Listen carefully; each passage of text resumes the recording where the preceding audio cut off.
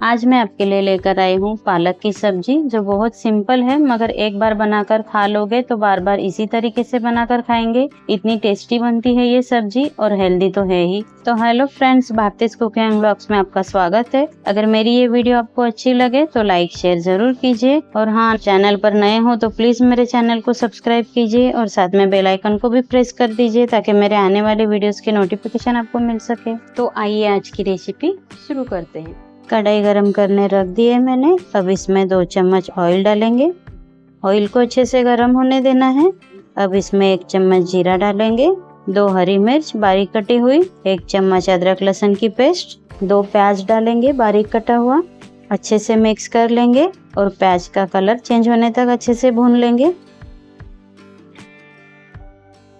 और ये देखिए प्याज हमारा अच्छे से भून चुका है। अब इसमें 1 टमाटर डालेंगे बारीक कटा हुआ, 1 चम्मच कश्मीरी लाल मिर्च पाउडर, 1 चम्मच लाल मिर्च पाउडर, 1 चम्मच धनिया पाउडर, आधा चम्मच हल्दी पाउडर, 1 चम्मच गरम मसाला और 1 चम्मच कस्तूरी मेथी। ये होममेड कस्तूरी मेथी है, आप मार्केट वाले भी यूज कर सकते हैं।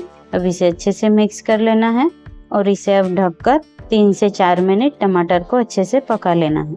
ये देखिए टमाटर हमारे अच्छे से गल चुके हैं, आप देख सकते हैं। अब इसमें हम डालेंगे पालक। ये वजन के हिसाब से 300 ग्राम है।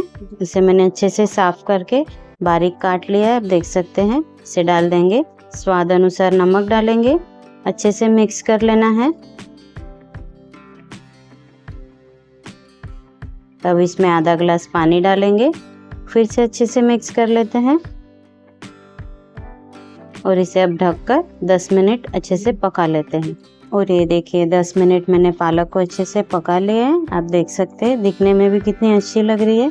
अब इसमें हम थोड़ा सा हरा धनिया डालेंगे बारीक कटा हुआ। मिक्स करते हैं अच्छे से। ये सब्जी दिखने में जितनी सिंपल है उतनी खाने में टेस्टी भी और हेल्दी भी है। तो इसे आप चावल और रोटी दोनों के साथ खा सकते हैं, बहुत अच्छी लगती है। तो चलिए गर्मा गर्म इसे सर्व करते हैं।